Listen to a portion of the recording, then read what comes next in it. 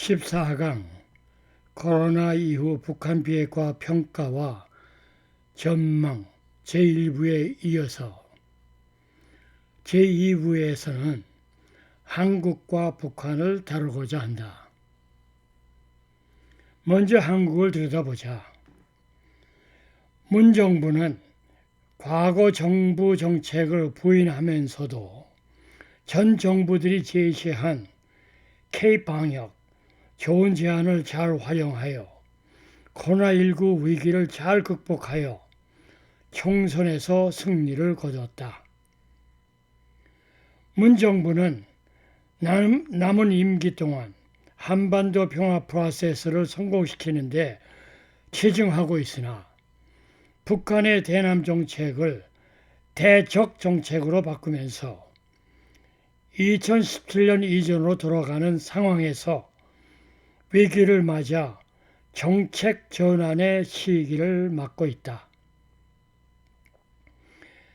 한국은 중국 눈치 보기로 초기 방역 조치에 실패했지만 지난 2015년 메르스 사태 이후 보완된 진단의학 의료체계와 헌신적인 의료진, 전 국민적 협조에 힘입어 확진자 증가 속도를 늦추면서 코로나19 감염국들 중에서 방역 대책을 잘하고 있는 K-방역 롤모델 국가로 분류됐다. 한국은 두 번의 경험을 통해 효율적인 교훈론에서 배워 이번에 잘 대처했다. 그러나 최근 들어 코로나19를 잘 통제하고 있다는 판단 아래 사회적 거리두기에서 생활 속 거리두기로 방역 지침을 완화한 한국에서 이태원 클럽 사건이 발생해 코로나19 확진자가 다시 일파만파 늘어나면서 방역 당국이 초긴장 상태에 빠졌다. 1일 신규 확진자가 50명을 넘나들고 중국 등을 통한 해외 유입을 포함해 전국 11개 시도에서 발생하는 등 2차 대유행 대비책으로 한국 정부는 확진자가 진단검사에서 양소로 나오더라도 증상이 없는 상태가 10일 이상 유지되면 격리에서 해제된다고 병상 확보 차원에서 기준 완화를 하고 있다. 이 말은 한국이 효율적인 진단 기술과 감염자 추적, 투명한 정보 공개, 양호한 의료 체계, 집단 또는 자가 격리, 사회적 거리두기, 마스크 착용, 다수 집합 장소의 폐쇄와 사재기 없는 성숙한 시민 의식 폐쇄 등의 조치를 잘 이행해 국가 봉쇄 없이 코로나19의 심통을 틀어주면서 롤모델 국가가 된 것이다. 코로나19 팬데믹이 다른 이슈를 삼키는 중에 코로나19 롤모델이 제21대 국회의원 선거에 투영하여 잘 활용한 것으로 평가된다. 이번 선거는 깜깜이 선거였다.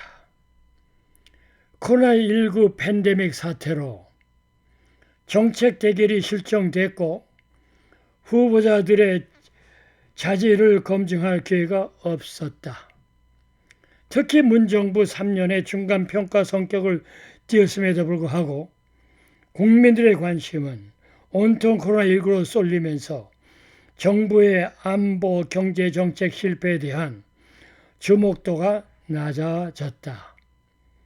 무엇을 말하나 빈틈없는 코로나19 예방조치를 마련한 후 국회의원 선거를 완전하고 질서 있게 개최한 것이다. 28년 만에 최고의 66% 투표 참가률을 기록하면서 여당이 민주당의 압도적인 승리였다. 민주당은 국회 전체의 300석 중 5분의 3에 해당하는 176석을 차지했고 야당인 미래통합당은 103석을 얻는 데 그쳤다. 이런 결과의 주된 원인은 코로나 방역의 시급 성과, 경제 하락의 심각성 때문이었다는 여당의 주장과 야당이 제기했던 모든 정치적 문제들이 매몰되면서 문정부의 3년 평가가 아니라 야당이 오히려 심판을 받은 결과다. 여당이 개헌만 빼면 뭐든지 마음먹는 대로 단독으로 패스트트랙 신속 처리 안건 법안 처리가 가능해지고 국회에서 통과시킬 수 있게 된 것이다. 이번 총선을 통해 한국 정치 지형도가 보여준 것은 큰 흐름은 한국 국민의 다수가 보수에서 진보로 옮겨가는 추세와 중도 세력이 증가하고 유권자들의 영향력이 고령층에서 청장년층으로 이동했음을 보여주고, 나쁜 흐름은 아직도 지역적으로 동서현상이 재현된 점과 더 나쁜 것은 부정선거 개입이다. 문제는 절대 권력을 손에 쥔 여당의 방향성이다. 그렇지 않아도 문정부 출범 이후 무리한 국정운영과 편가르기가 일상화된 마당에 이번 선거를 통해 국회에서 여당을 견제할 수 있는 세력이 약해짐에 따라 일방적인 정책 밀어붙이기가 한결 심해질 것은 물 보듯 뻔한 일이라 걱정이 앞선다. 무슨 말인가? 민주당은 6월 29일 176석의 거대 의석을 앞세워 정보위원장을 제외한 17개 국회 상임위원장을 모두 독식하는 것은 1988년 13대 국회 이후 32년 만이다. 선수, 의석과 심판, 상임위원장을 모두 정확한 민주당은 3차 추가 경정 예산안, 고위공직자범죄수사처, 공수처 설치법 등 현안은 물론 쟁점 법안 밀어붙이기도 가능해서 수적 우세를 믿고 야당을 원천 배제한 채 국회 운영의 대전제인 양보와 타협의 원칙론이 깨져서 걱정이란 말이다. 지금은 코로나19 경기 침체와 흔들리는 남북관계로 협치 필요성이 높은 때인 만큼 국정 책임을 진 민주당은 지금이라도 통합당의 손을 내밀어야 한다. 통합당도 정책 제안을 현미경 심사로 제시하면서 수권 야당이 되려면 국회가 공존하지 않도록 할 일을 하는 모습을 보여야 할 것이다. 앞으로 남은 2년간 임기 동안 문정부는 경제회복 문제, 부정선거에 대한 국민들의 의혹, 대북정책의 실패로 정책 전환의 문제들을 해결해야 할 과제를 안고 있다. 문 대통령은 4월 16일 국민의 선택에 책임감을 느낀다며 국민 목소리에 귀를 기울여 국가적 위기를 이긴다고 강조했다. 이런 약속을 지키려면 경제 살리기와 튼튼한 안보, 국민 통합의 국정 목표를 지향점으로 삼아 변화한 코로나 이후 새로운 전문가를 발굴하고 새로운 정책 전환을 하라고 필자는 제언한다. 첫째, 당장 시급한 것은 피폐한 민생 경제를 살려 벼랑 끝에 내몰린 소상공인과 자영업자를 지원하고 기업 자금난을 해소하고 일자리 창출에 매진해야 한다. 문재인은 4월 22일 제5차 비상경제회의에서 50만 개의 공공일자리를 창출하는 한국형 뉴딜 정책을 골자로 한 긴급 고용안전대책을 내놓았다. 그의 비상종합 플랜은 중소기업, 고용보조금, 위동성 위기에 몰린 항공, 자동차 업계에 40조 원의 기간산업 안정기금을 공급하되 고용유지 의무를 강제하는 내용도 포함하면서 일자리를 지키는 것이 국난 극복의 핵심이라고 주장하고 있다. 그러나 고용대책을 들여다보면 세금을 쏘아부어 노인이나 청년 중심의 공공일자리를 만드는 수준이고 방역활동이나 공공데이터 정리로 용돈이나 챙겨주고 고용수치를 분식하는 의도로 보인다. 말하자면 창의적 일자리 창출을 외치면서 현금 살포도 모자라 세금 알바를 쏟아내겠다는 것이다. 이를 위해 3차 추경은 물론 적자, 국채 발행도 검토하고 있어 코로나19 사태가 길어지면 또 어떻게 일자리를 만들 것인가에 의문이 생긴다. 그는 7월 14일 디지털 뉴딜, 그린 뉴딜, 고용한 전망 확보를 축으로 하는 한국판 뉴딜 청사진을 발표했다. 2025년까지 160조 원을 투입해 미래형 산업 중심으로 190만 개 일자리를 만들겠다는 구상이다. 소위 미국의 대공황기에 루즈벨트 정부가 뉴딜 정책으로 경제 위기를 극복한 교훈론을 벤치마케팅하려는 시도다.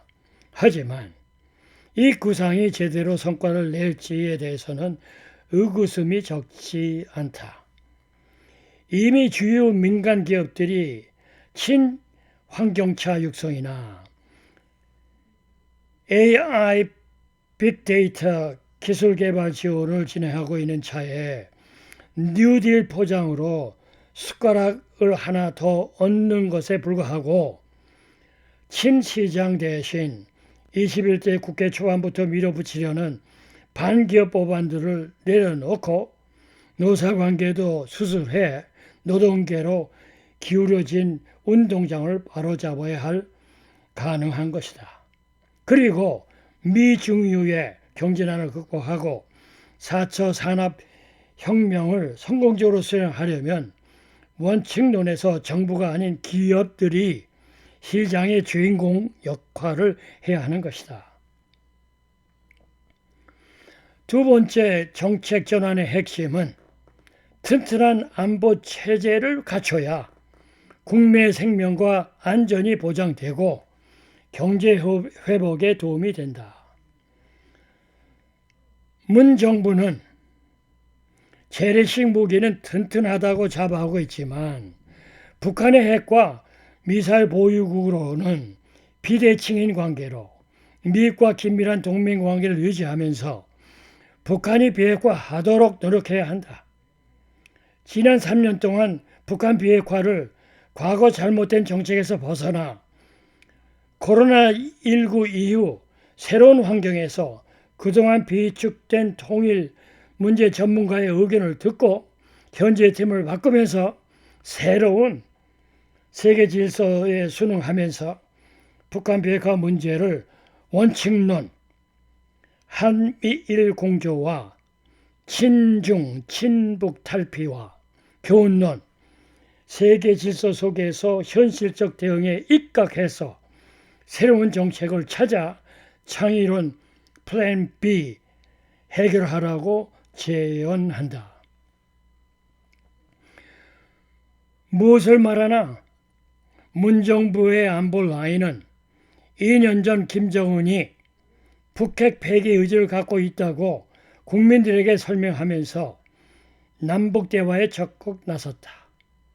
그럼에도 불구하고 북한이 핵 폐기의 움직임을 보이지 않았으므로 안보 라인은 김정은의 뜻을 잘못 전달한 점에 대해 국민에게 사과하고 교체해야 한다.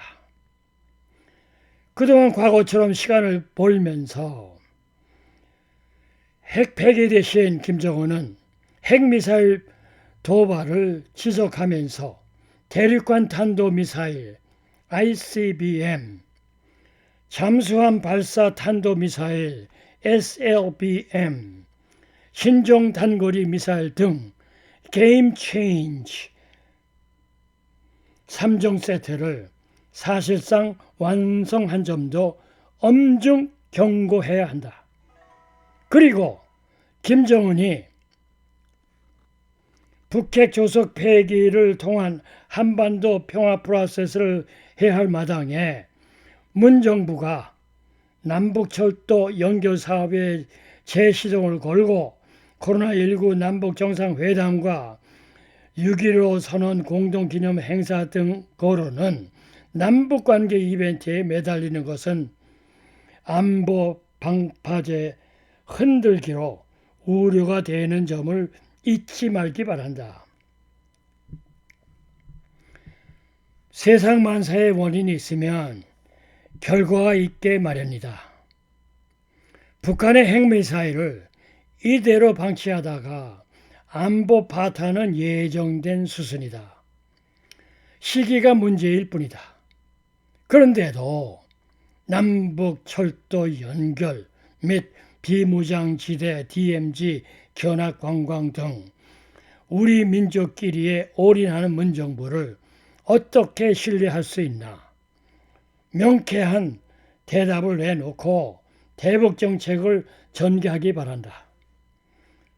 가장 중요한 점은 한국 국민은 북핵을 이고 살 수 없기 때문에 문정부는 북핵 폐기를 통해 진정한 한반도 평화 정책에 나아갈 수 있도록 대북 정책을 전면 재검토하라는 것이다. 여기서 꼭 짚고 넘어가야 할 한 가지 사실은 김정은 정권은 남북정상회담과 북미정상회담에서 비핵화를 약속하고도 아직 핵폐기 로드맵조차 제시하지 않은 상태에서 한반도 평화 프로세스라는 미명하에 대중적 인기에 영입해 남북관계 이벤트에 집중하는 안보 파퓰리즘을 문정부가 코로나 팬데믹 이후 지양하라고 제언한다. 존 볼턴 전 백악관 안보보좌관의 말을 빌리면 한국의, 다시 말해 문정부의 창조물인 미북 비핵화 외교는 사기극에 가까운 쇼로 드러나면서 처참하게 폭발의 거대의 광음과 함께 막을 내린 것이다. 2020년 하반기 한반도는 신냉전을 방불케 하는 싸늘한 계절의 연속 아니면 화염과 분노, fire and fury 혹은 더 엄혹한 상황을 맞게 될 수 있다는 것이 관측통들의 전망이다. 북한이 단순 대남 도발 수준을 넘어 대륙간 탄도 미사일 발사 등 도발을 할 경우, 그렇지 않아도 재선에 걸린 대선 가도의 정치적 궁지에 몰린 트럼프는 초강경 대응으로 국면 전환을 모색하게 되고, 그 경우 한반도 정세는 걷잡을 수 없는 상황으로 치달할 수 있다는 것이다. 이 지경의 상황에서도 믿기 어려운 것은 문재인의 북한을 향한 초지일관의 구애 자세다. 딸 나이의 김여정으로부터 온갖 수모를 당하고도 대화를 통해 상황을 풀어나가겠다는 의지를 전명하고 있다.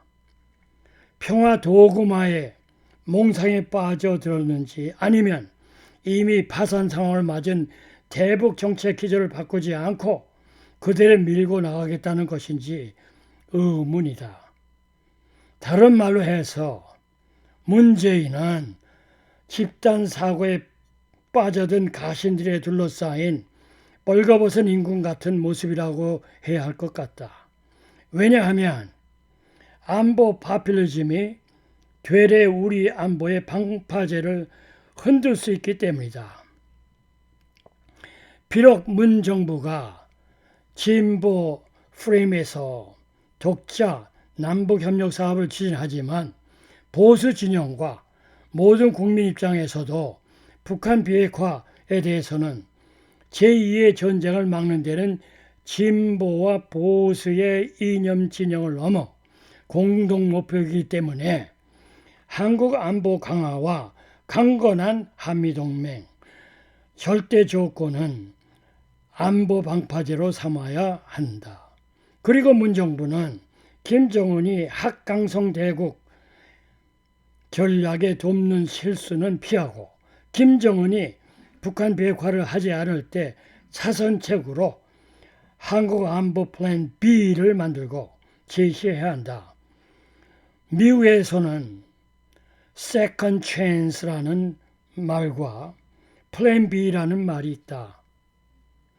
한 번의 실패로 인해 포기하지 않고 다른 기회를 추구하는 것이다. 지금 남북관계는 잘못된 방향으로 가고 있다. 김정은과 시진핑의 눈치를 보면서 북한이 신뢰를 깨도 말도 못하고 시진핑의 방한 등 주변국과의 설정에서 문정부가 애를 태우는 모습은 경제 10대국에 걸맞는 외교가 아니다. 코로나 이후를 대비해서 외교안보 정책을 전환해야 한다. 북한에 대해서는 상호주의 원칙론으로 당당하게 자강 외교로 전환하고 국방은 누구도 한국을 넘볼 수 없도록 고슴도치 국방 태세로 전환해야 한다. 무엇보다 북한 핵무기라는 비대칭 전력과 미국에 의한 미사일 협정, 원자력 협정 등 안보 족쇄의 현실적 단계를 넘어 국방에서도 강한 한국이 되어야 한다. 코로나 이후 김정은이 핵보유국으로 한국과 일본, 미국을 위협하는 상황에서 문정부는 플랜 B를 제시하면서 힘에 의한 한반도 평화로 정책을 전환하면서 경제 10대국 강국으로 유지해야 한다. 문정부가 할 수 있는 플랜 B는 최근 북한이 핵 전력 강화 및 무력 도발 의지를 천명하고 미국이 신형 저위력 핵무기들을 속속 등장시킴에 따라 한국도 나토와 같은 핵 공유 협정을 서두르는 것을 대안 차원에서 제시해야 한다. 2018년 12월 발간된 트럼프 행정부의 첫 핵태세 검토 보고서 Nuclear Posture Review에 의하면 저위력 핵무기는 100-150mm 이상 지하에 있는 김정은의 지하 벙커를 초퇴할 수 있는 신형 핵무기 세 종류가 있다. 첫 번째, 전투기와 폭격기에서 투하되는 P-61-12 전술 핵폭탄이다. 한국이 나토 5개국 같이 미국과 핵공유 협정을 맺을 경우 남한 공군 F-15K 전투기나 F-35 스텔스기도 B-61-12 핵폭탄을 투적할 수 있다. 가격은 1발당 2,800만 달러로 추정된다. 두 번째, 트라이던트 11SLBM 장착되는 W76-2 신형 저위력 핵탄두다. 이 무기도 동해나 서태평양에서도 은밀히 물속에 매복하고 있다가 지하벙커 파괴에 효과적인 핵 벙커 버스터로 사용될 수 있다. 세 번째, 핵탄두 장착 토마호크 순항 크루트 미사일이다. 이 미사일은 주요 분쟁마다 약방의 감초처럼 사용된 무기로 핵추진 잠수함에 한반도 근해에서 대비할 수 있다. 위 무기들은 쓸 수 있는 핵무기로 개발했다는 점이 특징이다. 북한의 B-61 핵폭탄 28 투하 시 사상자는 100만 명 미만 발생할 것으로 추측하고 있다.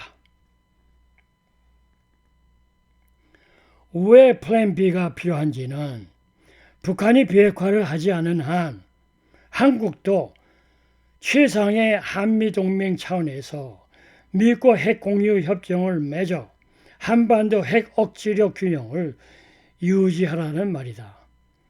통일원의 한국리서치에 의해 지난 5월 20일부터 6월 10일까지 만 18세 이상 성인 남녀 1,003명 대상으로 조사한 결과 응답자의 89.5%는 북한이 핵무기 개발을 포기하지 않을 것으로 본 점이다. 나토식 핵무기 공유 수준을 넘어 전술 핵무기 재배치를 검토하라는 말이다. 쉽게 말해서 나토형 핵무기 공유는 괌에 있는 미국의 핵무기를 한국이 장기 임차해 북한이 핵 비핵화할 때까지 임차해 사용한다는 것이다. 반면 전술 핵무기 재배치는 휴전선 근처 등 한반도 영토 내에 북한의 핵무기 공격에 즉각 대응할 수 있는 무기들을 주는 것이다. 한때 한반도에 배치됐던 미국의 전술핵은 1991년 모두 철수됐다.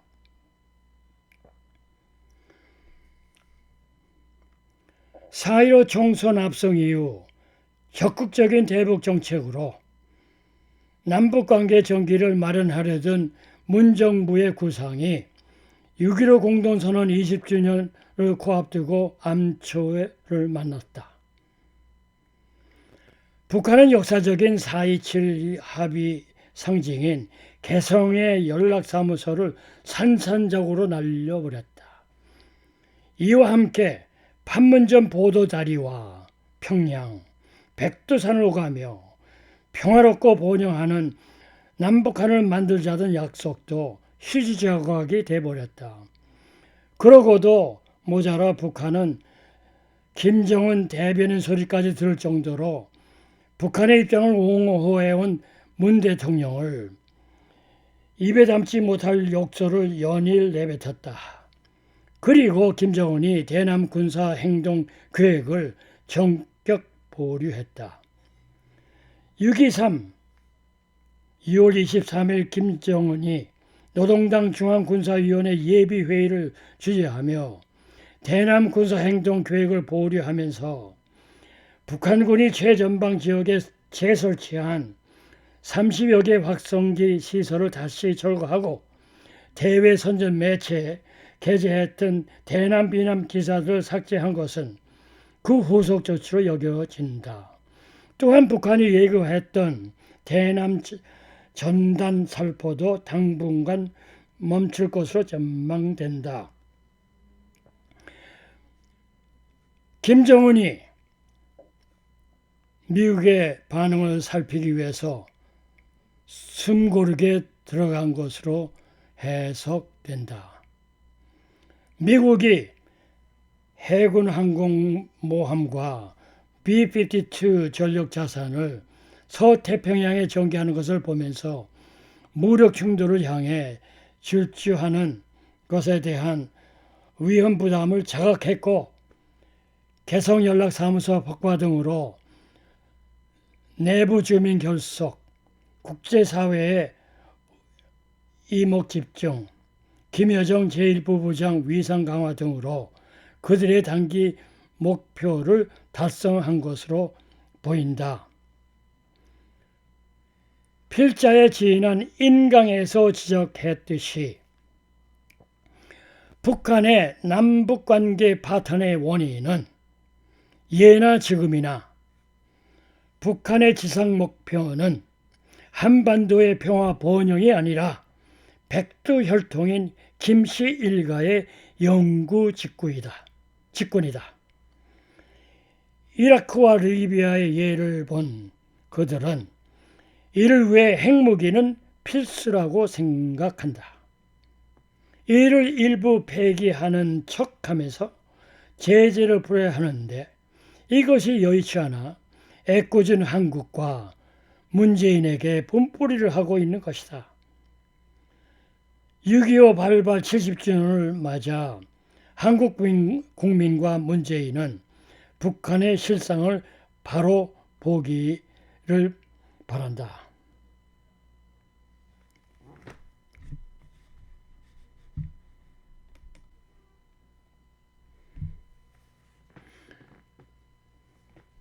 여기에 문 대통령은 6.25 70주년 기념사를 통해 종전선언과 체제안전을 언급하며 남북 상생을 강조하면서 남북이 숨고르게 들어간 지금 문정부는 남북이 단독으로 할 수 있는 협력사업들을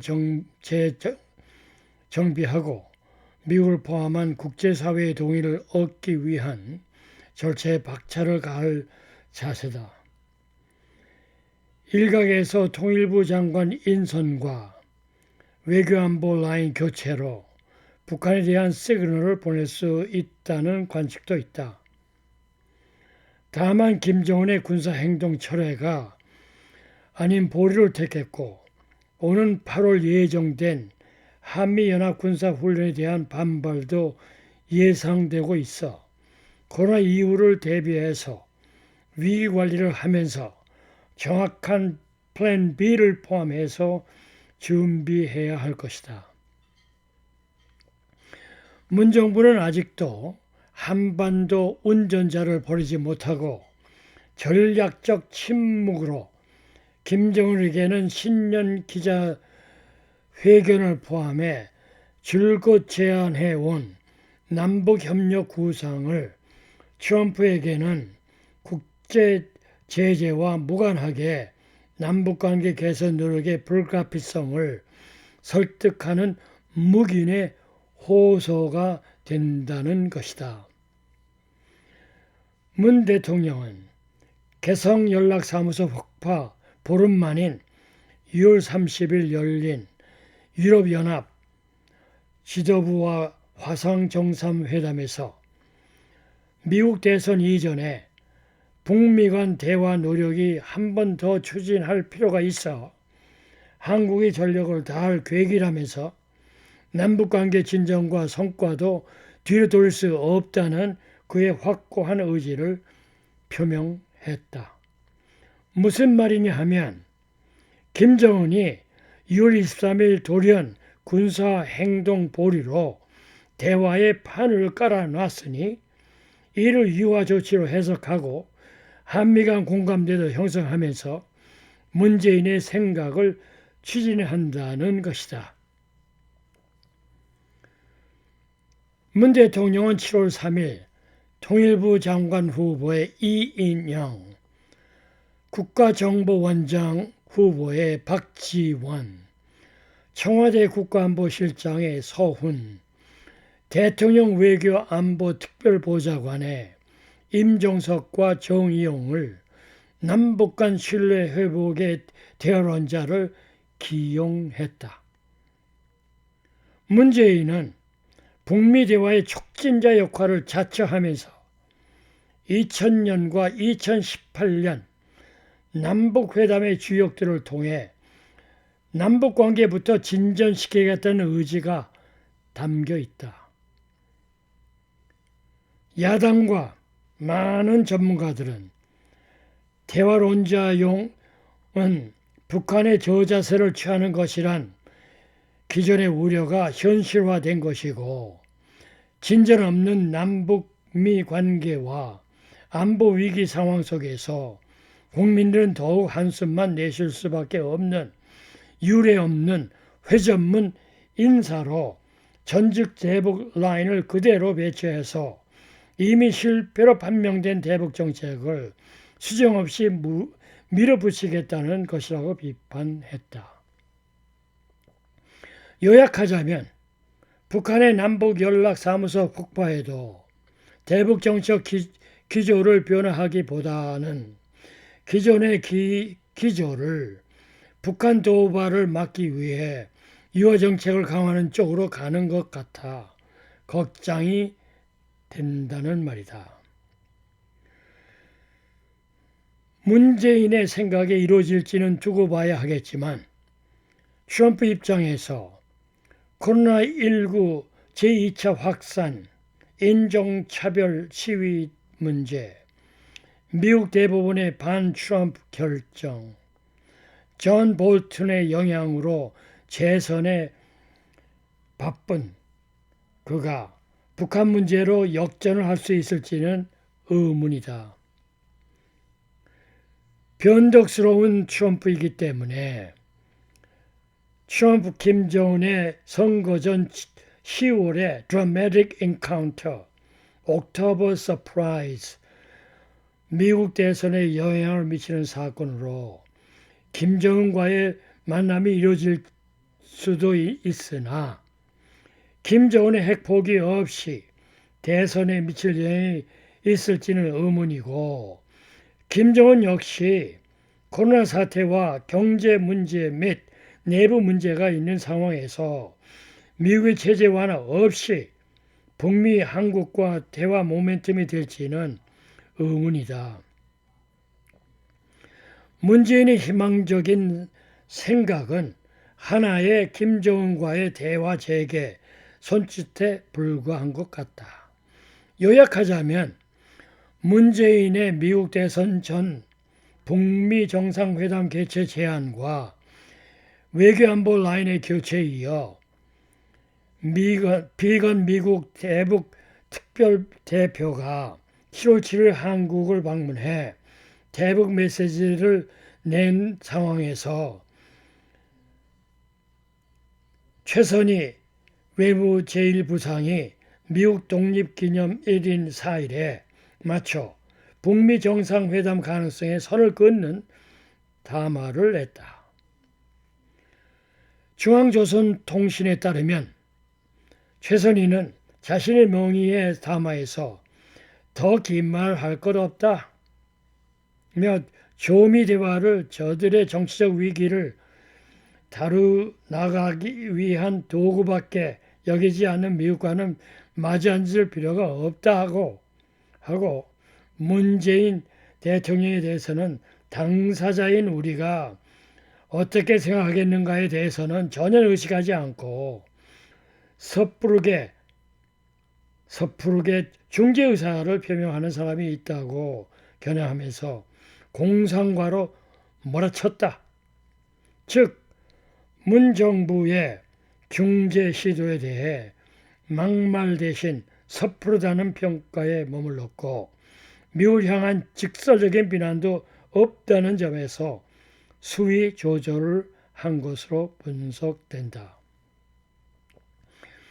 미국이 북한을 견인할 수 있는 비핵화 협상 방안, 새로운 계산법을 제시하지 않는 한 북미 정상회담이든 비핵화 실무이든 재개되기 힘들 것으로 보는 것이 합리적인 전망이다. 그러면서 북한노동신문은 이날 3년 전 이날 화성 14형 시험 발사에 성공한 뒤 7사혁명이라고 명명했고 그해 11월 말 화성 15형을 쏜 뒤 핵무력 완성을 선언했다고 하면서 향후 상황 전개에 따라 미기 레드라인으로 간주하는 ICBM 발사에 나설 수 있음을 시사해 미국을 압박한 것으로 관측된다. 코로나 이후 신냉전 상황에서 세계 질서가 재편되는 마당에 문 정부가 주어진 임기를 순조롭게 이행하려는 의지가 있다면 원칙론에서 한미동맹 강화로 플랜 B를 추진하고 교훈론에서 국익에 따라 미중 중간자 역할을 추구하며 창의론에서 한국 내 보수와 진보가 합의하는 힘에 의한 자립적 평화를 추진해야 할 것이다. 무엇을 말하나? 안보 정책의 틀도 바꿔야 한다. 그동안 문정부는 남북관계 개선에 매달려 북한과 중국의 눈치 보기로 안보 불안을 초래했다. 이런 형태를 아베 정부는 트럼프가 확대 G7 한국 참여에 딴지를 거는 이유다. 다시 말해서 문정부가 남북 화해를 우선시하며 친중국 성향을 보인다고 반대하는 이유다. 우리가 동아시아 지도를 볼 때마다 한반도가 중국이라는 큰 사자 입에 물려있는 듯 불편한 생각이 들지만 역사는 우리에게 교훈론으로 선의 강대국과 동맹을 맺어 적대국에 대한 힘의 균형을 확보하라고 현실주의 국제정치학자 한스 모간토는 지적한다. 우리는 자체 국방과 동맹이 결합해야 국가안보가 완성되는 국가 구조다. 코로나 이후 교통통신망의 획기적 발달로 지역적 한계는 충분히 극복된다는 점을 교훈론에서 배워야 한다. 문정부가 지리적으로 가깝다고 권위주의 독재체제인 중국과의 한중 운명 공동체론에 맹목적으로 몰입하는 시대착오적 친중 4대의 극치를 벗어나야 한다. 교훈론에서 부당한 사드 무역 압박을 당한 것을 염두에 두어야 한다. 북한 미사일 도발에도 경고도 제대로 하지 못하고 미국과 중국 사이에서 애매한 입장을 취하면서 한미동맹 균열을 초래했다. 예컨대 7월 16일 래리 호건 미 메릴랜드 주지사의 워싱턴 포스트 기고문에 의하면 지난 2월 7일 워싱턴 DC에서 공화당 주지사 협회에서 트럼프는 문 대통령을 상대하는 것을 정말 좋아하지 않는다고 했다. 그는 한국인들이 끔찍한 사람이라고도 했다고 썼고 그는 왜 미국이 그동안 그들 한국을 보호했는지 모른다고도 덧붙였다.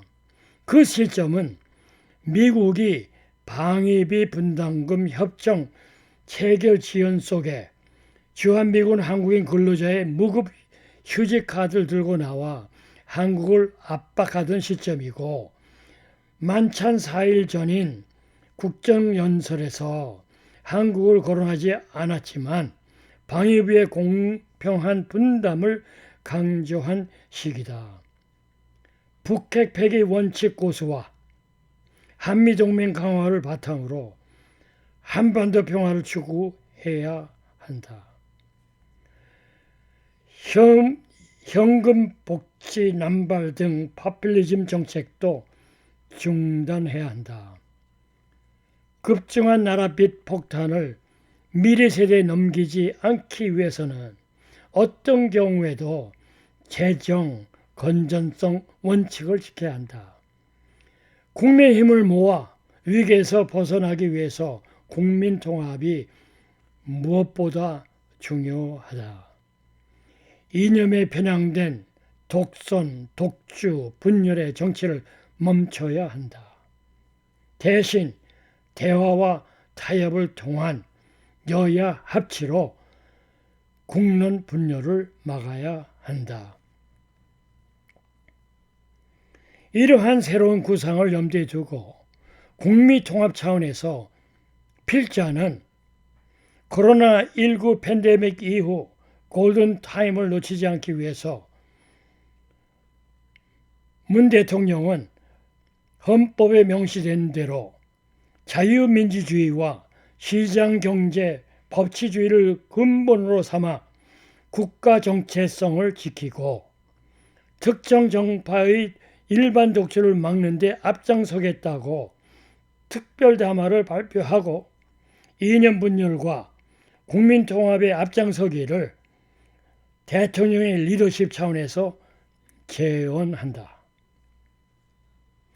지난 3년 동안 이념 진영 차원에서 불필요한 친북 논쟁이 난무한 가운데 이를 일거에 국민의 영향을 모을 수 있는 방법은 진보만의 대통령이 아니라 보수변의 대통령이라는 차원에서 특별담화로 코로나 이후 시대에 맞게 발표하여 대한민국 온 나라의 대통령으로서 남은 임기 동안 야당과 협치하고 통합의 정치를 한다는 거 선언하고 박근혜 전 대통령과 그의 측근들을 사면하는 것이 후속 조치로 매우 중요하다고 본다.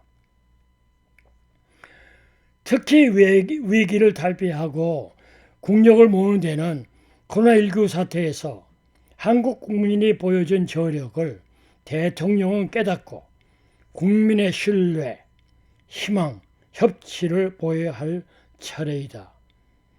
문 대통령이 국가 지도자로서 이념 진영을 넘어 사회 구성원의 모두가 수긍할 수밖에 없는 사회 전체의 일반 의지를 위해 앞에서 지적한 헌법에 명시한 자유, 민주주의와 시장경제, 법치주의를 근간으로 국가 정체성을 지키는 비전을 제시하고 전체를 끌고 가라고 제언한다.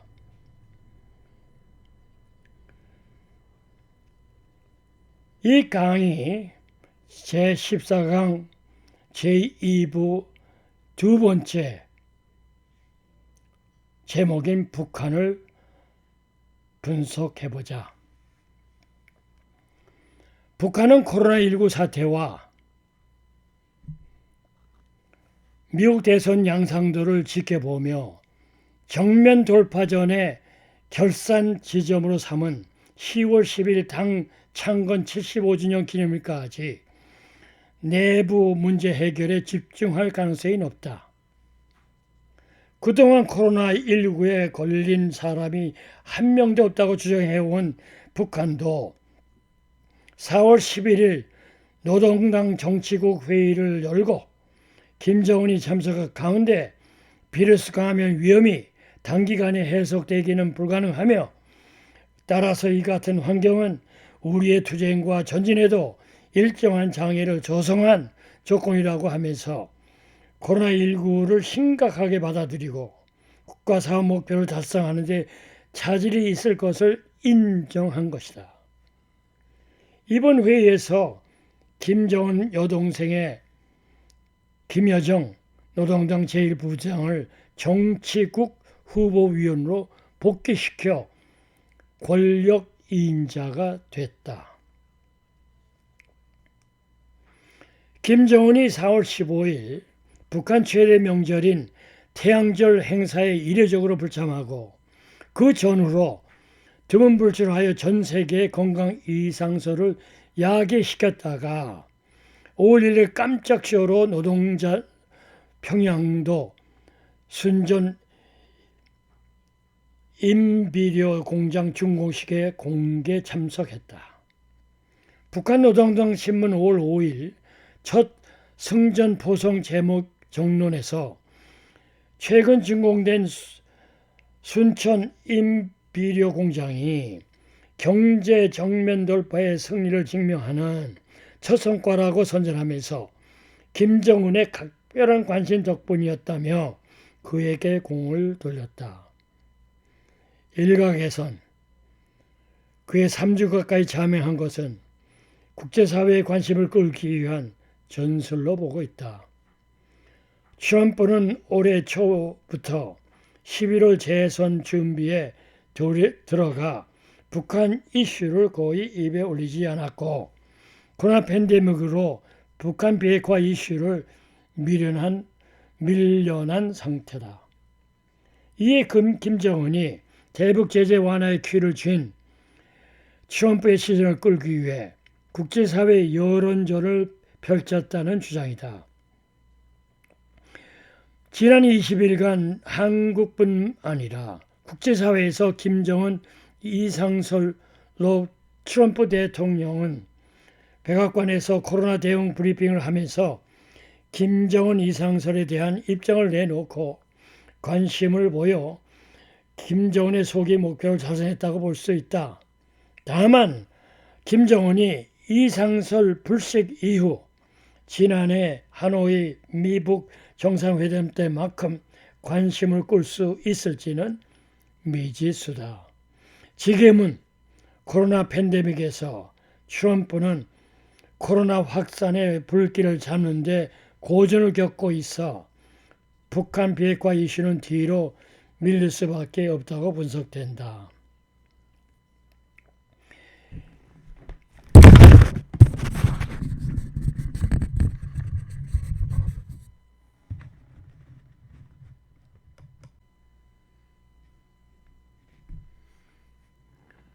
김정은이 깜짝 쇼를 한 다음 날 북한군은 5월 3일 오전 7시 40분께 중부전선 남측 감시초소 GP에 4발의 총격을 가했고 한국군 역시 10여 발씩 2차례에 걸쳐 북한의 대응 경고 사격을 실시했다.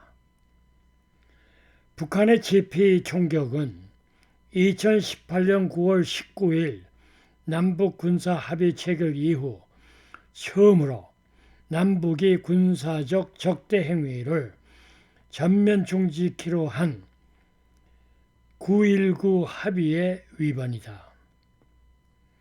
다만 한국군은 당시 인근 북측 지역 및 북한군 상황 등 여러 정황을 종합해 우발적이라고 발표했다. 다만 한국군은 9.19 남북군사 합의 위반에 대한 해명을 요구하는 대북 전화 통지문을 보냈다. 하지만 북한은 5월 12일까지 해명이나 사과 등 아무런 반응도 보이지 않고 적반하장식으로 한국군의 스테어스 전투기 F-35A 도입 등 북침 전쟁 준비라고 비난했다. 북한이 도발 이후 한마디 해명도 하지 않은데도 문정부는 남북관계 이벤트에 매달리는 안보 포퓰리즘 행태를 반복하고 있다. 문정부는 최근 남북철도 연결 사업에 재시동을 걸었고 6.15 공동기념사업 등을 타진하고 있다. 여기서 기억할 점은 GP 총격을 흐지부지 넘기면 9.19 합의는 북한군에게는 휴지 조각이 돼버리고 한국군에는 전력 약화를 초래하는 족쇄가 된다.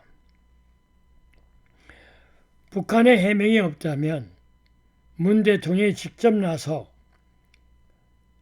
김정은 정권에 분명히 경고하고 9.19 합의의 원점에서 재검토하고 북핵 폐기에 대한 확답을 얻지 못한다면 남북경협의 속도 조절하는 원칙론을 지켜야 할 것이다.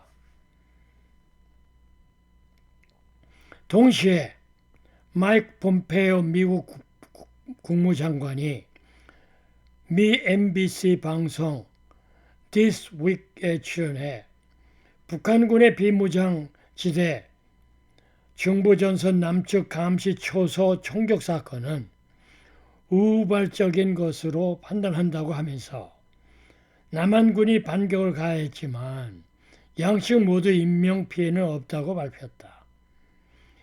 그는 또한 김정은의 건재에 대해서 우리는 어제 세계가 본 것 같이 사진을 봤다며 미국의 모든 정부들은 김정은이 살아있고 잘 지내고 있다는 것을 보여준다며 말했다.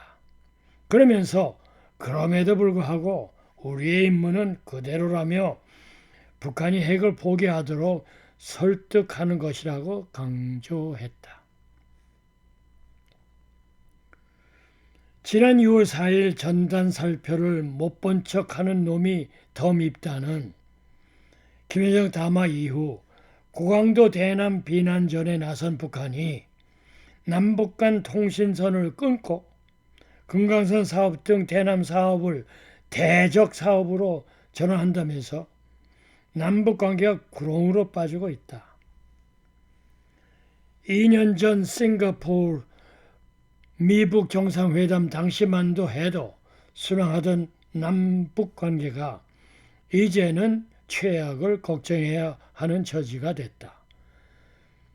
김여정이 나쁜 순경 배드캅을 자처하고 6월 4일 대북 전단 살포 비난, 남북 공동 연락사무소 폐쇄, 남북 군사 합의 파기, 개성공단 완전 철거 등 거론하고 2월 9일 북한 남북 간 모든 통신 연락선 완전 차단 및 폐기 통보, 2월 13일 남북 공동 연락사무소 건물 폭파 시사, 2월 16일 남북 공동 연락사무소 폭파에 대량의 전단 살포 계획을 공개하며 긴장감을 끌어올리고 김정은이 좋은 순견 굿캅으로 2월 24일 돌연 대남 군사계획 보류를 노동당 중앙군사위원회 7기 5차 회의 예비회의로 격식을 낮춰 언택 화상회의로 발표했다. 이 말은 미 해군 항공모함과 B-52 등 전력 자산이 서태평양에 잇따라 전개되는 상황과 코로나 이후 북한이 처한 전략적 딜레마 상황 또한 내부 결집도 고려한 행동으로 분석된다. 무엇을 말하나? 김정은은 비핵화 길이 협상 과정에서 불안해서 하이브리드전을 시작한 것 같다. 하이브리드전 얘기가 나오는 이유는 전쟁과 평화의 이분법이 적용하기 어려운 상황이기 때문이다. 하이브리드전은 군사, 비군사 수단을 의도적으로 혼합하여 하며 정치적인 목표를 추구하는 것으로 과거 종종 사용했던 화전양면 전술과는 다르다. 전면전은 피하고 싶고 통상적인 방법으로 정치적 목적을 달성이 어려울 때 시도하는 것이다. 하이브리드전을 북한에 적용하면 한 측에서는 국지적인 무력 도발을 하고 다른 측에서는 테러, 외교적 문제 일으키기, 공포심 조장, 불법 행위를 통한 압박, 기존 합의의 무력화, 공세적인 미디어전 등을 병행하는 것이다. 남북공동연락사무소 폭발을 시발점으로 북한의 하이브리전이 시작된 것 같다. 협상 국면을 조성했음에도 아무런 성과를 내지 못했기 때문에 누군가에게 책임을 전가해야 했고 경제난 때문에 발생한 내부 동요를 추스려야 했을 것이다. 앞으로 강력한 군사 도발이 있을지 모른다.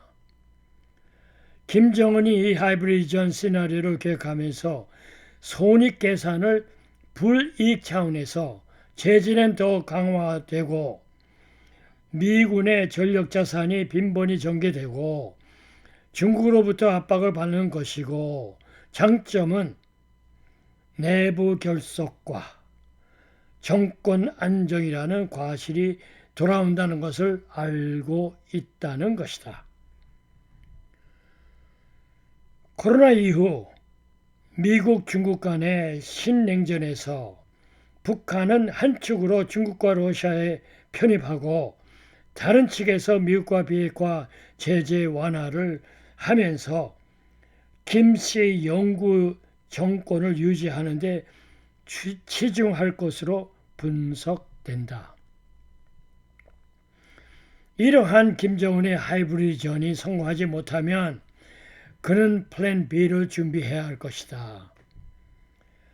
김정은은 비록 핵무기를 등에 업고 신종무기 4종 세트 개발에 성공해 방사포에도 핵 탐지가 가능해서 남한은 물론 미국 영토까지 위협을 가하면서 김씨 가족의 영구 집권을 추구하려는 의도는 있지만 미국과 국제사회에서 코로나 이후 북한 핵을 용인하지 않고 계속 국제적 제재를 더욱 강력하게 추진할 가능성이 높기 때문에 북한 경제 붕괴와 제2의 고난의 행진에서 오는 내부 붕괴 문제로 플랜 B를 대비해야 한다. 플랜 B는 코로나 이후 북한이 정상국가로 남아 김씨 가족의 영구 집권을 유지하기 위해 김정은이 무력 통일화를 포기하고 북한 비핵화를 빅딜이 아닌 스몰딜에서 육자 회담국 보장, 남북한과 미국과 일본, 중국과 러시아로 내용과 절차를 만드는 아니다.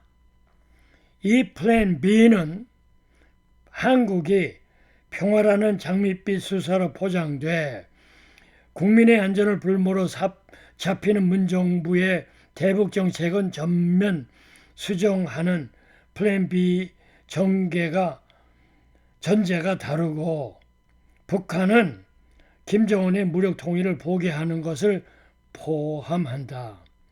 김정은은 집권 초기부터 통일대전을 계획하며 한반도 정복의 야욕에 불타있는 호전적 젊은 독재자다.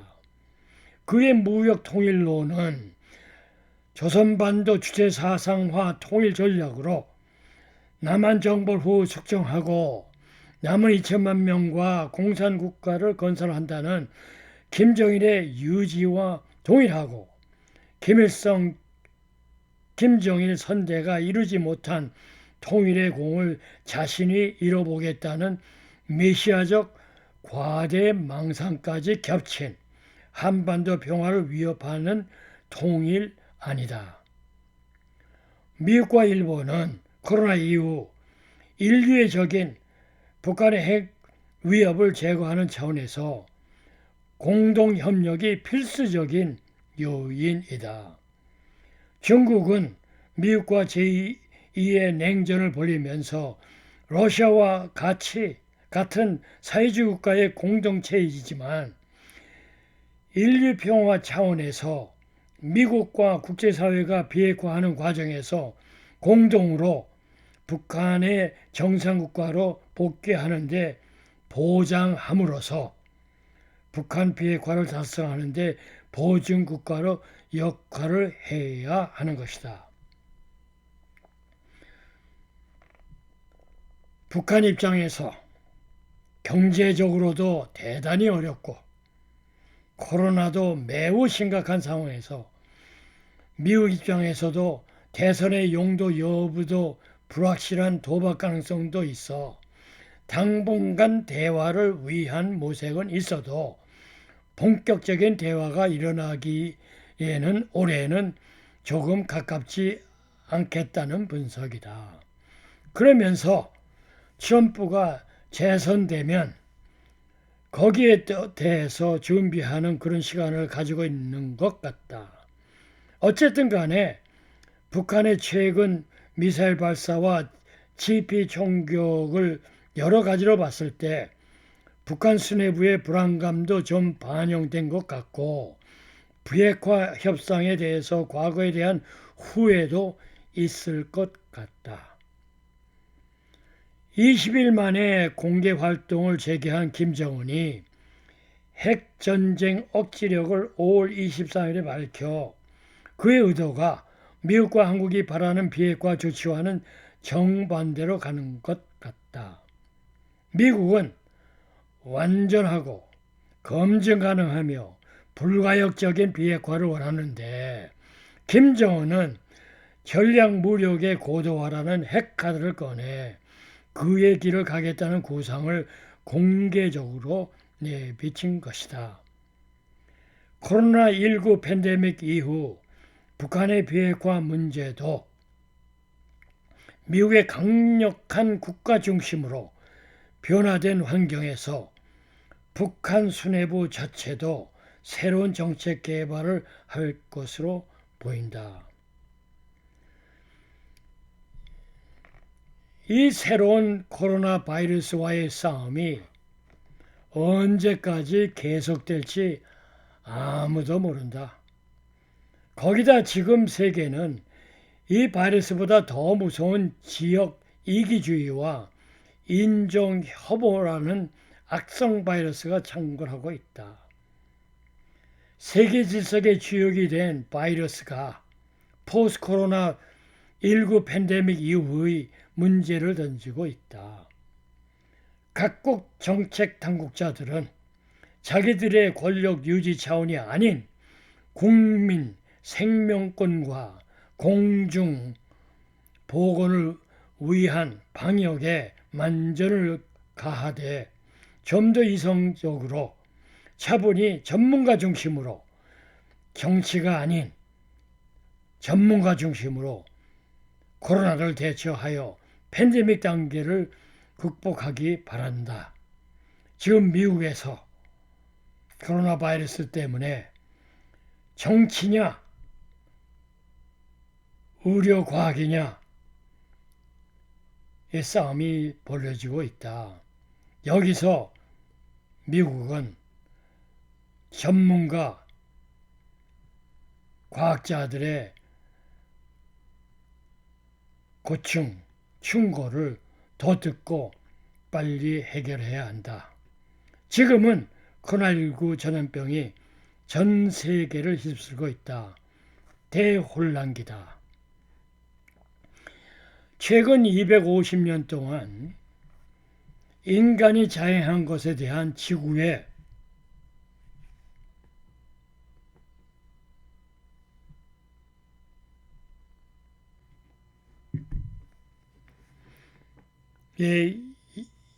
역습이다. 이런 때에 미국과 북한을 포함하는 세계 모든 국가들은 자국의 국민의 생명을 보호하는 민간 안보에 총력을 기울 때이다. 각국 지자체들에게 차가운 과학의 사회적인 면, 윤리적인 면, 인간적인 면 등 모든 분야의 정보를 종합해 선택하고 결과에 책임을 지는 자세로 코로나19 팬데믹을 극복하기를 기대해 본다. 시간 문제이지 결국 코로나19 팬데믹은 물러갈 것이다. 하지만 코로나19 팬데믹의 사태가 끝나도 그 후유증은 크고 오래 갈 것이다. 이 과정에서 수고한 의료진과 자원봉사자, 수많은 기부자들에게 박수를 보낸다. 이 코로나19가 진정되면 북미 비핵화의 평가와 전망 이슈가 대두될 것이다. 코로나 세대가 코로나19 팬데믹 이후 북한 비핵화 문제를 감당할 목이다.